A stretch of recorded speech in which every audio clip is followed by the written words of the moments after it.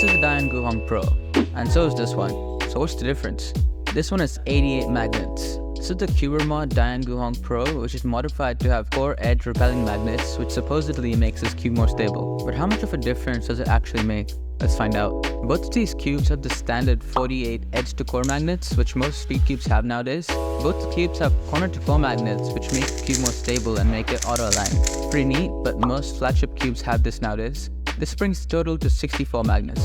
But wait, there's more. They both have maglev instead of springs, which makes the cube faster and removes the spring noise. This brings the total to 76 magnets. And you guessed it, there's even more. This cube on the right here has magnets on the feet of the edges which repel to the core, which brings the total to 88 magnets. It looks like DaYan was going to put magnets in the edges but backed out the last second, and that's why the normal version has like holes here. Core to edge magnets were introduced in the GAN 13, and it's supposed to make the pieces repel to the core when it's at 45 degrees. This makes completing a turn much easier and apparently gets you less +2s.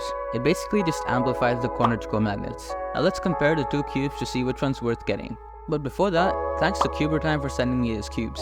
You can find both of these cubes along with pretty much any other cube you want at Cubertime.com. You can find the links to Cubertime and these cubes in the description below. And if you want to support the channel, you can use code SPEEDMIXER at checkout. Back to the cubes. Firstly, can I even tell the difference? The short answer is yes. When side by side, you can distinguish them easily since the Cubermod one is slightly heavier, and when turning slowly, the cube with extra magnets glides through the turns a lot smoother. On the standard version, you can feel the magnets at the start and the end of the turn, whereas on this one, you can feel the magnetic repulsion in the middle of the turn as well. It just makes the cube feel more magnetic, if that makes sense. But when you're doing solves, where you're turning pretty fast, the difference is a lot smaller, but still noticeable. Although I can get my normal times on both cubes, the modded version seems to be quite a bit smoother, especially when I'm doing M slices, and it just feels overall slightly more stable and satisfying to turn. But is the difference big enough to justify the $28 price tag? Well, maybe. The non-modded version is already an excellent cube, and my review for it will be out in a few days. I'd go as far as to say that this is the best cube in the $10 to $20 range, since it's the cheapest cube to have a magnetic core and maglev, and it's hard to beat that value. Personally, if I was given a choice between these cubes, I'd prefer the Cubermod one, since in my opinion it just turns better. But for most people, the $15 version will be just fine.